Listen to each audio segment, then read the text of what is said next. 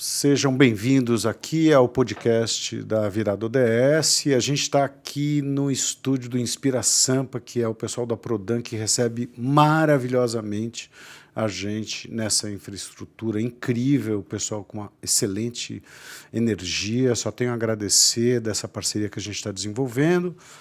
E hoje a gente tem um convidado muito especial, que é o Yacumã, que daqui a pouco ele vai se apresentar, ele vai falar por que ele está aqui, e o nosso objetivo é dar continuidade a conversar sobre os objetivos do desenvolvimento sustentável. Para quem não conhece, né, em 2015 a ONU fez um grande debate com uma série de países e mais de 200 países assinaram um tratado falando sobre a Agenda 2030. O que é essa Agenda 2030? É um mundo melhor, mas é um mundo melhor que ele vai além da questão ecológica no sentido mais tradicional, de ter árvore preservada, de a gente não devastar.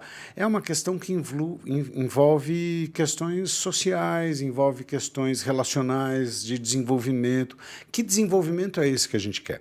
Eu acho que esse grande reflexão que a ONU traz, e é uma provocação que nós, como país signatário, Brasil, assinamos, né, a gente traz essa questão da gente rever como é que está acontecendo o desenvolvimento da nossa sociedade. A Prefeitura de São Paulo é uma prefeitura que ela abraçou esse conceito desde o começo, né, desde a época do Bruno Covas, o Ricardo Nunes também. A gente tem um monte de comissão ODS, a gente tem debate de ODS. Cada secretaria que a gente tem dentro da prefeitura tem objetivos específicos. Todo ano a gente tem que dar satisfação, todo ano a gente está correndo atrás de resultado, todo ano a gente está deixando esse assunto na pauta do dia. Hoje a gente tem um termo nas empresas que se chama ESG, que está envolvendo o quê? Questões do meio ambiente, questões sociais e questões de gestão. Porque, né, quer dizer, gestão é um assunto. Assim, o que é performance? O que é, por exemplo, tem uma coisa maravilhosa, né? Eu não sei se você chegou a ver isso, Yacumã, a Natura, que é uma empresa que está muito sensível a essas questões, ela chegou e ela, depois de anos, ela desenvolveu o que eles consideram um salário mínimo de verdade. E eles falaram assim, bom, dentro da Natura, a gente chegou à conclusão que salário mínimo é X, porque se não é um número abstrato, é um número que eles estudaram com os funcionários deles para saber como é que dá para ter qualidade de vida. Então, as empresas estão preocupadas com isso, o governo está preocupado com isso, e hoje o nosso encontro com o Yacumã, que eu agradeço demais de você ter vindo conversar com a gente, o nosso grande debate é sobre a questão do planeta Terra. Desculpa. É sobre a questão do planeta Terra, né? Dessa visão desse planeta que a gente vive. Porque por trás de uma visão de um planeta, a gente tem uma cosmogonia, uma maneira de enxergar esse mundo.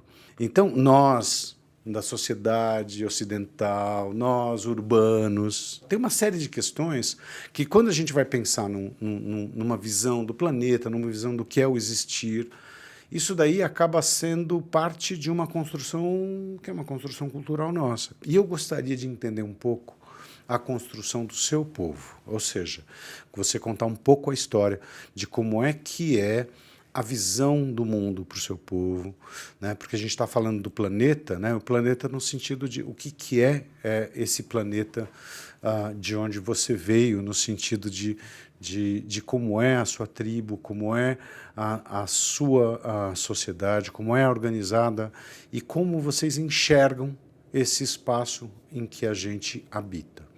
Só para lembrar também, eu queria fazer uma citação que eu gosto muito do Ailton Krenak, no último livro dele, que é O Futuro Ancestral. O Krenak chega e fala assim, está na hora da gente rever o conceito de cidadania e a gente incluir no conceito de cidadania o conceito de florestania.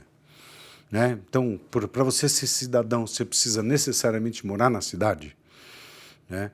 E eu acho que essa provocação é uma provocação legal. Então eu gostaria de passar a palavra para você, Yakuma, e fique à vontade para poder contar um pouco sobre o seu povo.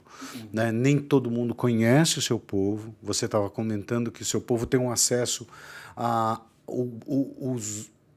as pessoas da civilização branca, branquista, etc., elas tiveram um acesso muito recente à sua cultura, e eu queria primeiro que você me contasse dessa cultura, contar um pouco da história do seu avô, etc., mas também eu queria entender você como homem indígena vindo para uma sociedade branquista, como é que isso opera, e seja bem-vindo aqui ao podcast da Virada DF. Obrigado, Alê. Agradeço principalmente pelo convite, né, de falar sobre um pouco do meu povo, da visão do meu povo, né. Bom, como você falou, meu povo é bem recente, né, então a gente tem muita coisa que a gente ainda vivencia, tem muita coisa que a gente ainda pensa, né, os costumes, as crenças em si. Meu povo, como eu comentei, né, teve o primeiro contato na década de 60, né, meu avô tinha uns 12 anos na época, né, o pai dele faleceu, a mãe dele faleceu também, então ele cresceu somente com a irmã e mais algumas pessoas ali. A gente teve o primeiro contato, a gente fala o primeiro contato, a gente não fala descoberta, por conta que meu avô conta que a gente já tinha visto os não indígenas, que eram os garimpeiros que invadiam a região ali, mas a gente não se afastava deles, né, por conta que a gente não queria contato. Então a gente meio que fala assim, a gente primeiro teve o contato com eles não tiveram contato com a gente.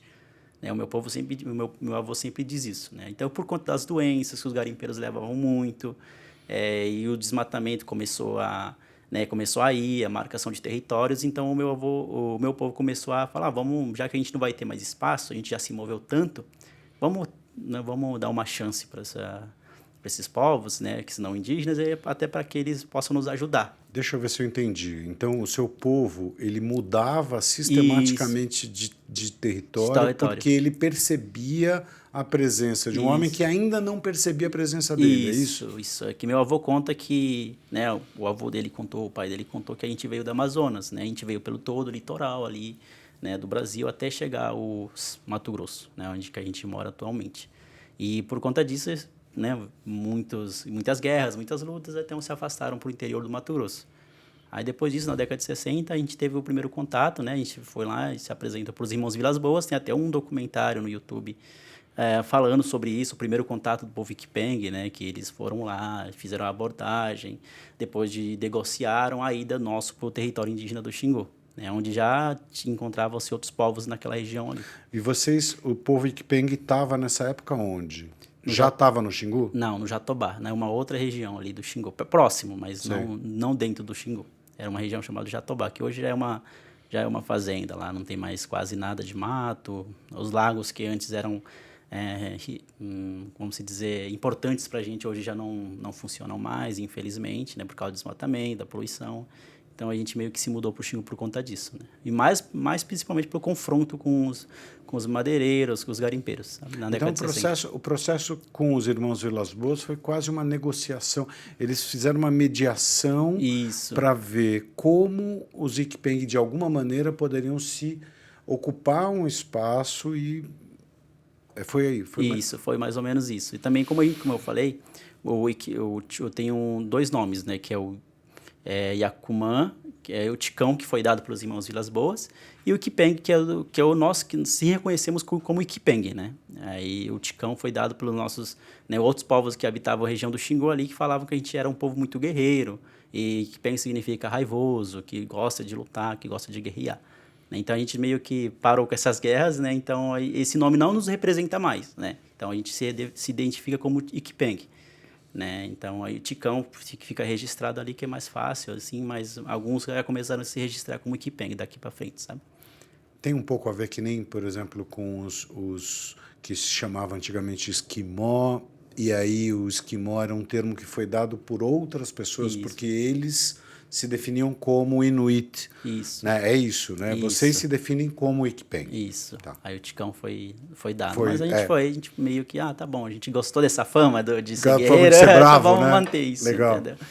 Então a gente foi indo, meu povo também, por conta de muitas guerras e doenças, Meu avô conta que morreu muita gente, né, por conta que não teve a imunidade, né, depois que teve o primeiro contato, aí alguns anos depois começou a vacinação contra a gripe, e por conta disso morreram muita gente. Então, aconteceu uma grande miscigenação, né, o meu povo realmente viu que não tinham muitas mulheres para poder estar fazendo, né, a população crescer, resolveu ter, né, se juntar com outros povos, né, ter casamentos, entre outras coisas, para poder repovoar né, o meu povo, que no caso, naquela época, na década de 60, sobreviveram umas 30 pessoas só. Ah, era um grupo muito pequeno. Muito pequeno, né? Então, e mais ainda morreram mais algumas pessoas, infelizmente, né, por conta de doenças.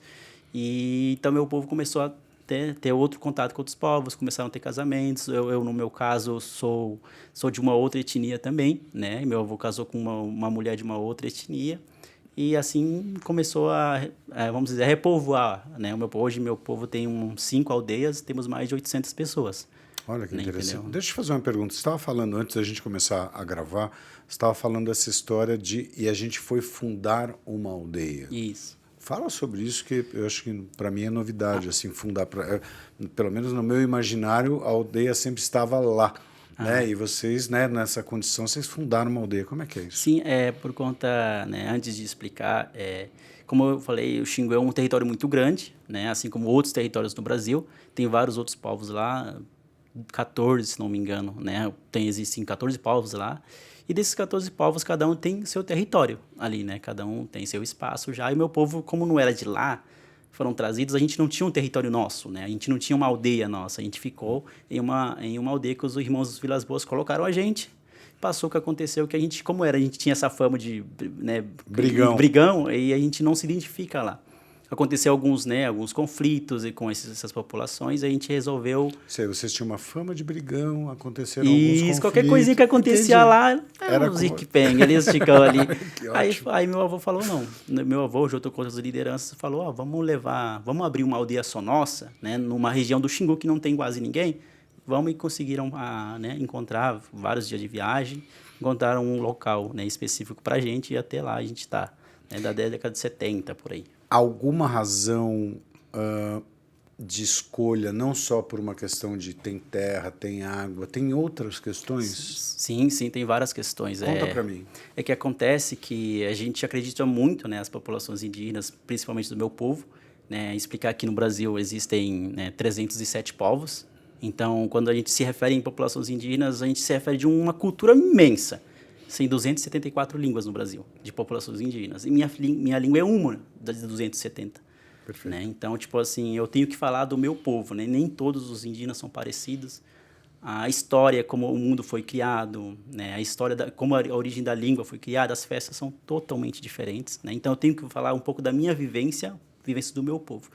Então, a gente acredita muito nos espíritos, né? Os espíritos da floresta, da água, né? Então a gente sempre teve isso, né? Então quando meu avô e mais algumas pessoas foram procurar esse território, pediram para os espíritos onde seria um lugar mais tranquilo, onde que na época da cheia não tivesse inundação, né? Que nos rios geralmente tem a questão do período de inundação, e não tivesse isso, teriam de uma terra fértil, né? Tinha que ter uma terra fértil.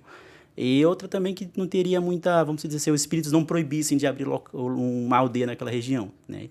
Caso a gente pensava naquela época que caso a gente abrisse numa região errada, muitos iam ficar enfermos, as comidas não cresceriam, né? As plantações não dariam certo, então por conta disso eles tiveram primeiro essa busca, né? Vamos dizer assim, de uma autorização da natureza para a gente poder estar abrindo o nosso espaço lá, né? Então, desde então a gente chegou e a gente abriu naquele local onde tem lago, tem riacho, né? tem tem 2 rios em si. Existem algumas entidades específicas que você poderia falar sobre elas, alguns espíritos específicos que têm a ver com isso ou não? Olha, assim, meu avô nunca falou muito disso, né? A gente nunca falou sobre o nome de algum espírito, a gente sempre falava assim, mas assim, não tem como denominar uma coisa grande, né? Então a gente falava assim, não, vou pedir autorização para o espírito da floresta, mas não tinha um nome específico para o espírito. Se é esse, isso, ele é uma conexão com o espírito da floresta. Isso, eu vou ir para a floresta, eu vou pedir para o espírito da floresta para que eu possa ir e voltar bem, né? Não venha acontecer algum acidente, algum animal possa me atacar, entre outras coisas. E você nasce onde? Eu nasci na aldeia. né? Eu nasci Nessa aldeia? Nessa aldeia. Que chama? A aldeia Moigu. Moigu? Isso. Que quer dizer o quê? Moigu é uma festa. Uma É? festa de celebração, né? Que a gente tem um ritual de passagem da vida da adolescência para a vida adulta, que no caso é essas tatuagens aqui, não sei se você consegue ver. Tô vendo. Essas tatuagens, e o nome disso é Moigu, essa festa. Não, a festa é Moigu. E Isso. a tatuagem... A tatuagem é ritual de passagem. Ritual de passagem. Isso. Tem uma festa grande que demora 1 ano para acabar, então... Aí o nome, em homenagem à festa, e colocaram o nome da aldeia, de Moigu. Eu conheci alguns jovens que, assim, juntava-se, sei lá, esperava juntar uma turma.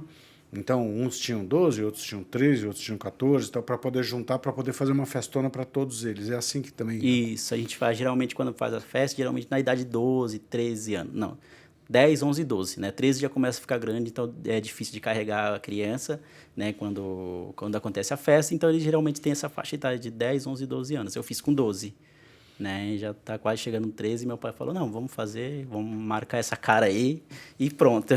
Foi basicamente isso. E o ritual de passagem, ele é de marcar o rosto e ele tem outras questões, porque você falou que demora 1 ano, né? Isso, na verdade, a gente prepara a criança para a vida adulta. Então, a criança, ela realmente tem que aprender o que ser homem ou o que ser mulher. A mulher também faz esse mesmo ritual, né? A mulher, ela é mentoreada, vamos dizer, ele é apadrinhado por alguém. Então, nesse período de 1 ano... Por alguém, homem ou mulher? É, homem ou mulher, né? Mulher geralmente fica com mulher, homem fica geralmente com homem. Escolhe, né, um padrinho, e esse padrinho vai apadrinhar, né, essa criança e vai ensinar tudo. Caça, pesca, plantação, como fazer uma casa, enfim, sobreviver, né? Aí, nesse período de tempo, ele cresce aprendendo todas essas coisas até se encerrar o ciclo de festa. E no final da festa, né, que acontece a tatuagem, onde a gente passa por uma aprendizagem, entendeu? Não é um ritual só, tipo, agora você é adulto. Não. Se vira. Isso. Não, é uma mentoria que dura 1 ano inteiro. Ah, que Isso. legal. Aí acontece, no final faz a tatuagem e depois fica meses ainda fazendo a tatuagem, porque a tatuagem a gente faz com uma planta lá, uma folha, a gente pega carvão, né, risca, mistura e fica uma tinta preta. Aí a gente usa aquela tinta para fazer a tatuagem com tucum, que é uma agulha de tucum, e vai fazendo até pelo menos pegar um pouquinho. Quando é que você vem para a cidade? Eu venho em 2011. Meu pai... Que idade que você tinha? Eu tinha 14. Aí meu pai, ele já era funcionário público, né? Então resolve trazer a gente para a cidade para ter uma... Naquela época ainda não tinha muitas escolas na aldeia. Hoje tem, né? Hoje tem, então naquela época não tinha muita educação. Meu pai resolve trazer a gente, né, minha família inteira para a cidade. No caso, minha mãe e meus irmãos para a cidade. E resolve, né, ensinar a gente, basicamente. Eu cheguei da aldeia com 14 anos, eu mal sabia a língua portuguesa, eu sofri muito... Né? Quando a gente é criança, a gente tem umas brincadeiras maldosas, eu sofri muito por conta disso.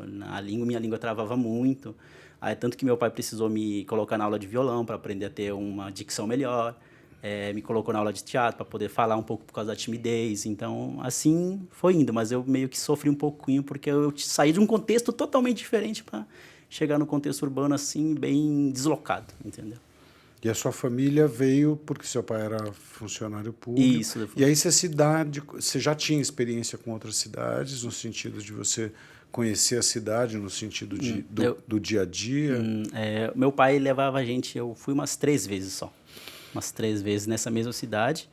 E depois ele trouxe a gente direto, né? Como a minha aldeia é um pouco longe, é umas 12 horas de viagem.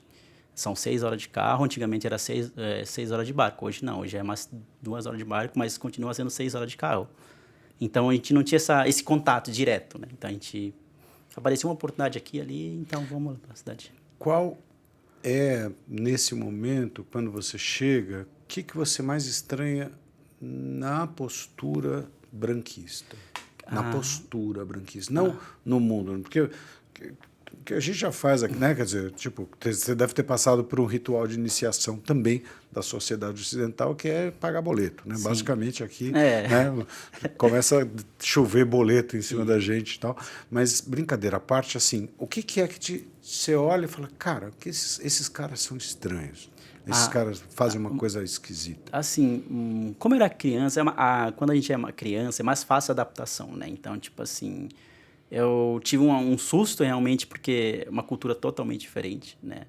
A minha português é a minha segunda língua. Eu cresci até os meus 14 anos só na língua materna, que é Caribe, é o nome da minha língua. Caribe? Isso.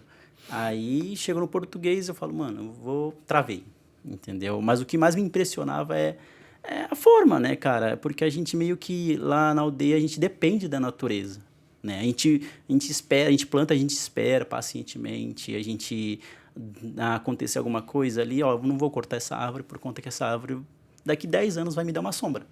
E na cidade eu via muito isso, eu falei, eles cortam? Por que eles cortam, né?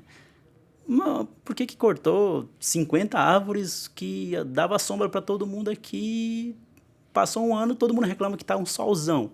E eu ficava... Esse povo é meio sem pensamento em relação ao futuro. Sempre veio esse pensamento em mim, sabe? E mais outra questão cultural era a hierarquia. No meu povo, o povo em geral indígena é muito de hierarquia, né? Lá na casa sempre vai ter uma liderança, essa liderança sempre dá... vamos dizer, é respeitado. Então, sempre, quando eu cheguei, tive um choque, né? Tipo, olha, nossa, não é do jeito que foi criado, é totalmente diferente, sabe?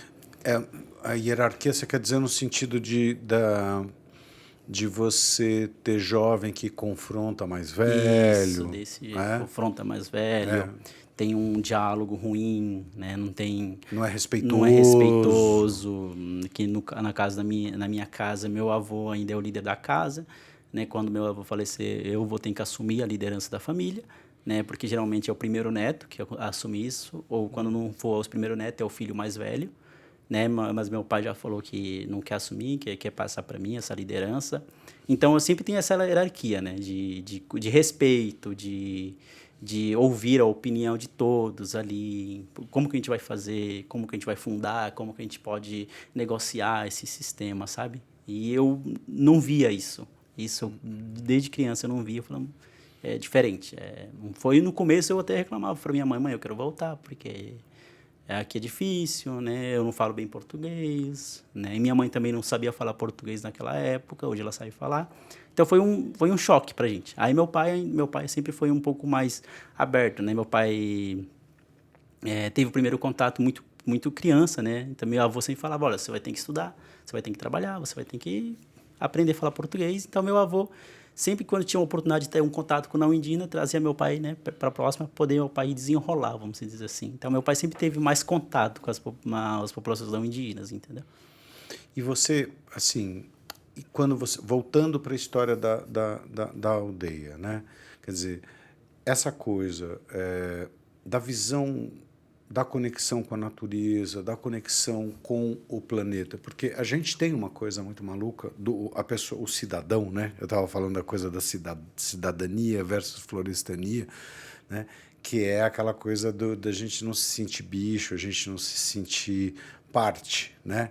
Tem uma coisa que é quase como se a gente se destacasse da natureza e a gente tivesse se sente superior da natureza, né? Tem uma soberba aí tremenda, né, do branquismo, né, de se colocar como, né, quer dizer, aí a gente fica assim impressionado quando a gente vê um videozinho que o orangotango tem empatia pela criancinha que ele está vendo, e fala assim, nossa, como ele tem empatia. Pô, cara, né, quer dizer, a gente é muito parecido. Isso. Mas lá, quando você fala um pouco sobre a sua infância no sentido dessa conexão que você tinha na sua aldeia, ou seja, no seu ao redor, o que você acha que eu perdi na minha vida vivendo na cidade que você teve uma conexão liberdade. Você poder sair na hora que você quiser, voltar na hora que você quiser. Porque aqui em São Paulo, estou há 5 anos em São Paulo e você tem... Passou 10 da noite, já vou ter que esconder alguma coisa aqui. Eu tenho que andar na rua olhando para trás. Passou 2 caras na moto, entregador de pizza, trabalhando, mas eu me assusto.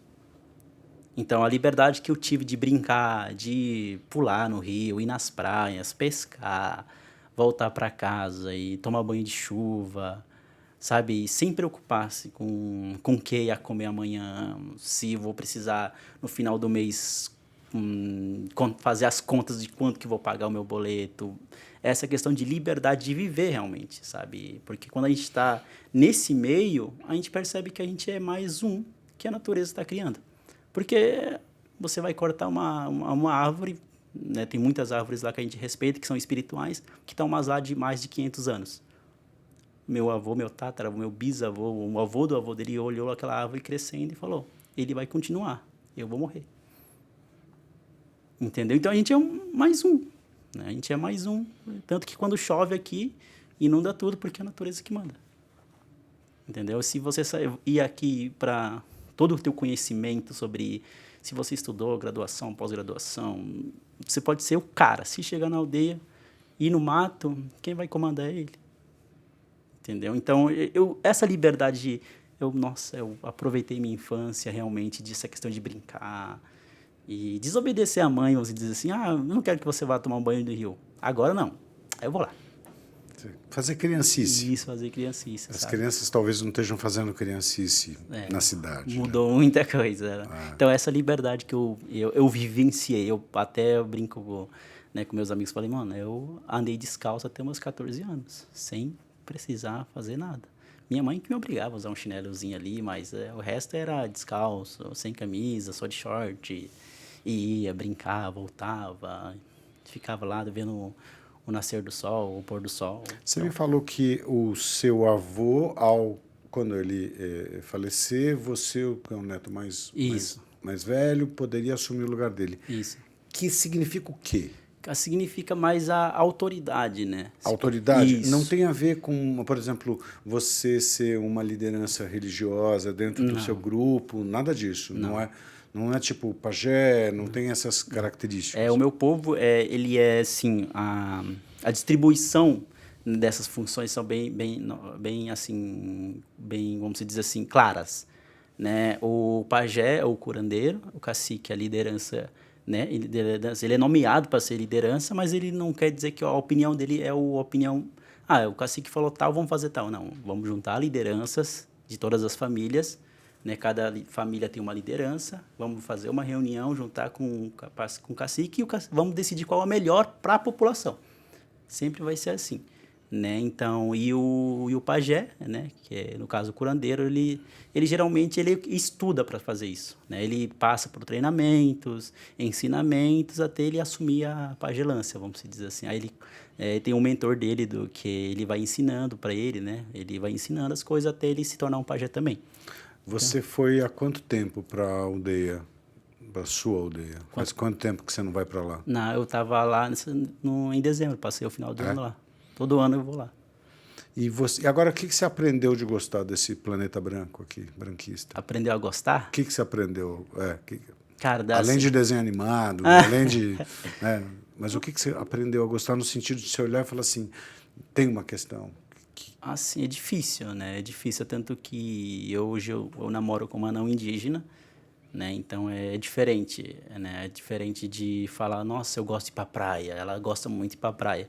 E eu, nossa, eu quero um riozinho, sabe? Eu não tive essa conexão, vamos dizer assim, nossa, eu gosto de ver o pôr do sol, eu não tive essa conexão ainda, sabe? Vamos dizer assim. Não tem um lugar preferido, ou, nossa, eu gosto de assistir uma partida de futebol. Não, nossa, até assisto, mas não tenho uma... Você não tem esse vínculo com a cultura. Isso, eu me sinto, como eu sempre digo, na cidade eu sou um indígena andando na cidade. Na aldeia eu sou mais um indígena andando na aldeia. Então a galera sempre olha pra mim, às vezes falam assim, nossa, tá sujo o seu rosto. Eu falo, não, moço, não tá sujo, não, é tatuagem só. Aí vai indo. E você mora em que bairro aqui? Eu moro na Vila Mariana. Vila Mariana? Isso. Me diga um negócio, e a questão, por exemplo, hoje a gente tem muitos debates em relação à igualdade de gênero. Que eu vou entrar num assunto que é um desafio para nós. Pode falar. Geral. A gente tem um desafio de igualdade de gênero na nossa sociedade, né? Quer dizer, que até o combate à desigualdade também tem a ver com essa questão, né? De a gente ter uma questão do masculino e do feminino, de uma supervalorização do masculino, né? De tudo aquilo que é... Se você for ver assim, né? Quer dizer, a gente tem muita coisa assim, o cuidar, né? O ensinar, tudo aquilo lá que é uma coisa que tem uma pegada feminina, é uma coisa que geralmente é desvalorizada na nossa sociedade aqui. E como é que funciona isso? Né? Quer dizer, você acha que na sua na sua cultura, também tem um desafio de buscar equivalência de gênero também? Você acha que isso é um assunto? Você acha que isso não é um assunto para a tua... Hoje, assim, meu povo, ele realmente, que nem eu falei, né, ele cresceu muito desde a década de 60 por causa dos conflitos, entre outros. Chegou o momento, né, que hoje já nós somos formados hoje, temos cirurgião dentista, temos enfermeiros, técnico de enfermagem. Hoje a gente trabalha com nós mesmos, a gente tem nosso mesmo cuidado, a gente não precisa mais de uma mentor, como a gente falava antigamente, não precisa de uma paternidade do não indígena fazer por nós. Né? E chegou um tempo que os nossos lideranças falaram assim, nossa, agora é a hora das mulheres falarem isso, ocuparem o espaço delas. Né? Nossas lideranças mesmo falaram isso, né? Por conta que os homens abriram a porteira, vamos dizer assim, agora temos escola, temos posto de saúde aqui dentro da aldeia, temos oportunidades nas universidades, agora é a vez das mulheres. Teve isso, até porque no meu povo a gente não tem essa questão de um homem é o cabeça. Sei. Não, se, por exemplo, um cacique, se ele tiver um filho homem, é o cacique, o homem que vai assumir. Se tiver uma mulher, é uma mulher cacica que vai estar. Então a gente não tem essa... Isso é novo? Não, isso não. Pro teu povo? Pro meu povo não é. Sempre foi assim? Se o filho mais velho do cacique... Se o filho mais velho do cacique é uma filha, ela vai ser a cacique, acabou. E aí acabou. Ah, que interessante. Entendeu? Porque então, eu conheço muitas histórias de questões de diferença de gênero com outras etnias, outros grupos indígenas, que o homem é tratado de um jeito, a mulher é tratada do outro. No Ziquipeng, não. Não, os Ziquipeng, assim, eles são... Eu falo que a gente é meio liberal para as coisas, entendeu? Vamos dizer assim. Então, a gente não tem muito esse... Nossa, o homem tem que fazer. Não, o homem não. Se a mulher... Minha mãe criou 5 filhos, meu pai só viajava, quem criou foi minha mãe. Né? E minha mãe lavava roupa, minha mãe ia pescar às vezes, ia na roça. Então, uma imagem que eu tive da minha mãe, assim como outras crianças tiveram das mães, era isso, né? Não tem uma questão igual, né? Vamos dizer assim, não tem uma questão... diferença de, não, só o homem que vai fazer. Não, tanto que tem uma outra aldeia nossa, que a mulher é uma cacica. Lá. Que legal, é a primeira vez que eu ouço a palavra cacica. Entendeu? Tanto que hoje a gente tem na política em geral, né? Até pessoas, né? Povos de outros lugares realmente falaram, nossa, a vez das mulheres. Tanto que a gente tem a ministra hoje, sim, né? Entendeu? A Sônia, né? Então, os homens realmente, tanto que quando tem reuniões de populações indígenas, a gente fala, não, a vez das mulheres agora. Né? E outros povos, não sei como é, né? Que nem eu falei, existem 307 povos no Brasil, de costumes totalmente diferentes da minha, então eu tenho que falar do meu, né? O meu povo a gente não tem isso. Sim, inclusive quando a gente chamou você para vir aqui, porque justamente, por exemplo, os Iquipeng, para mim, eles estão totalmente fora do radar. Eu desconheço a cultura Iquipeng. Né? Então, quando a gente fez o contato com você, tal, eu falei, pô, achei uma oportunidade única. E sobre a questão, você estava falando sobre a questão das divindades, dos espíritos e da conexão com... Você se sente conectado quando você está na aldeia? Eu digo pessoalmente, sim. Assim, você sente isso? Sim, eu me sinto em casa, né? Eu chego, toda vez que eu vou lá de férias do trabalho, eu chego, primeira coisa que eu faço, não, vou me desligar do mundo, vou, né, tirar o celular, né? Até porque... Não faz sentido, né? Eu tô lá toda hora no celular, tem conexão de internet ainda é pouca lá, não é todos que tem. A energia lá só vai até as 4 da tarde, depois das 4 da tarde todo mundo deita para dormir. Então, assim, é bem pouco, né? Então, eu falo assim, eu chego lá, já tiro, me desconecto tudo. Eu me sinto em casa, eu vou, tomo banho, pesco, né?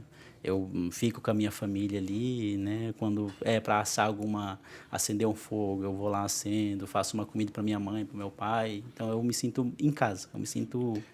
Eu adorei essa frase que você falou assim, eu quando estou na cidade, eu sou um indígena na cidade, e eu quando vou para a minha aldeia, eu sou um indígena na minha aldeia. Isso. Né? Quer dizer, tem uma questão de identidade muito forte.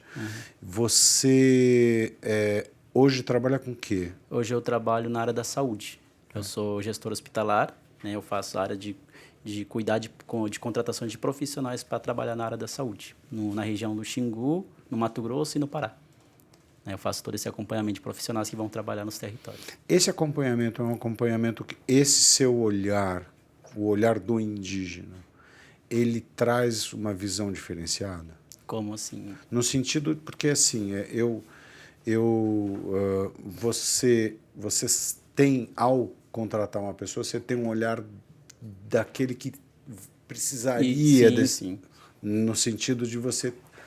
Eu tento, quando a gente faz umas entrevistas com os profissionais, a gente tenta sempre esclarecer o máximo, né? Porque a maioria que vai são recém-formados na área da enfermagem, né? Alguns técnicos de edificações, alguns médicos também, eles vão com aquela visão estereotipada, né? Eu vou num lugar onde não vai ter nada, vai ter um indígena de Tanguinha me recebendo, então, ou não sabe falar português. A gente sempre tenta esclarecer ao máximo. Olha, você vai numa aldeia onde lá você vai ter internet, você vai ter lugar para dormir, você vai ter medicamentos para trabalhar, entre outras coisas, mas ele vai ter os costumes dele, né? Tanto que a gente faz umas perguntas para alguns profissionais da área da saúde, fala, caso ou haja, né, uma situação em que requer rituais, né, de pagelância, de uso de medicamentos, né, nossos, mesmo tradicionais, qual a situação, como que você lidaria com isso? Claro. Aí ele responde, geralmente... Claro. Então, isso já define muito, né? Depois a gente explica, ó, olha, porque o pajé é nosso curandeiro, ele passou a vida inteira aprendendo sobre isso, então é uma situação que precisa ser olhada por você, respeitada por você. É um exemplo que eu gosto muito, faz uns 5, 6 anos já, um hospital nosso, né, que é o Albert Einstein, que é um baita de um hospital, né, eles incluíram dentro do pacote de atendimento, né, de médico, o padre, o rabino, o pai de santo. Eles chegaram à conclusão que, cara, dentro do processo, né, de cura, tem que ter esse pacote dessa vida espiritual, né, quer dizer, da vida da sua própria cultura, né? Então, eu tinha um exemplo. Meu avô, ele era pajé, né? Hoje ele deixou o ofício, né? Porque por conta de saúde, né? Às vezes, quando você é pajé, você tem que experimentar algumas raízes, né? Para poder dar se realmente faz bem ou não. Então, meu avô ficou com uns problemas de saúde e hoje ele está bem. Mas ele falava assim, olha, tem coisas que é espiritual. Realmente, você pode tomar qualquer tipo de medicamento, mas tem coisas que são espirituais, né? Então, a gente tinha muito espírito lá, por exemplo, como que fala? Espírito que não gostava que invadia o local de pesca, entendeu? A gente ia lá, pescava e voltava para casa e passava mal. Às vezes desmaiava, às vezes vomitava, essas coisas aí. Chamavam um pajé e falou, olha, ele invadiu o território de um espírito que não autorizou ele a ficar naquele local, pescar naquele local. Então, coisas espirituais. Então, os enfermeiros iam lá, faziam todo o tratamento, mas não está melhorando, vamos mandar para a cidade. Aí eles falavam, não, vamos chamar um pajé para ver o que ele vai falar. O pajé... Primeiro o pajé. Isso. O pajé fazia, né, todo o ritual de reza e falava, é espiritual. Ele só tem que fazer né, pedir desculpas, vamos dizer, e já está resolvido. Muito entendeu? Legal. Bom, brigadíssimo pela conversa, Yacuman. Eu queria perguntar se você quer falar suas palavras finais aqui, mandar uma mensagem, alguma informação importante sobre você, sobre o seu povo, sobre o planeta. Eu queria ouvir um pouco você. Assim, uma mensagem, não. Quando eu estive lá na aldeia, eu vi que mudou muita coisa, né? A período de plantação lá na aldeia era dezembro. Plantaram em dezembro, não nasceu nenhuma mandioca, né? Por conta que as chuvas chegaram atrasadas. As mudanças climáticas estão acontecendo e nós apenas eu sempre falo, meu avô sempre fala, você está crescendo. Eu vivi um período totalmente diferente, onde a natureza fazia um outro tipo de ciclo. Você está vivendo outro ciclo. Talvez seu filho ou seu neto não tenha o mesmo ciclo que você, ou talvez não tenha um ciclo para ele, né? O que a gente está fazendo? Eis a pergunta que a gente sempre faz lá. Porque muitas pessoas, às vezes, só recebem aquilo que não é nossa culpa, né? Grandes empresas, grandes indústrias, né, que realmente fazem algumas coisas, não afetam a eles, afetam outras pessoas que estão no canto, né? vamos dizer, que vivem daquilo, que no caso é o meu povo, que hoje precisa comprar comida industrializada porque as plantações queimaram, que a gente fala por causa do sol, queimaram e por causa da chuva chegou atrasada, não conseguiram fazer as plantações deles. Quem vai pagar por isso? Não vai ser você, não vai ser eu, vai ser algumas pessoas que vão nascer agora, que vão ter 25 anos daqui a alguns anos e vão talvez nem sequer saber o porquê que eles merecem viver aquilo. Então, é cuidar, fazer o melhor possível, né? Como cidadão, vamos dizer assim, respeitar a todos, né? Que a gente é igual a todos, no final a gente vai estar, como meu avô sempre diz, no final da conta a gente sempre vai estar voltando a ser adubo da terra. Não é mais isso. Muito obrigado, Iacumã. Pessoal, foi um prazer conversar com vocês. Espero que vocês tenham gostado. Eu agradeço demais a participação do Iacumã. E até o próximo podcast. Temos novidades em breve, tá bom? Obrigadíssimo.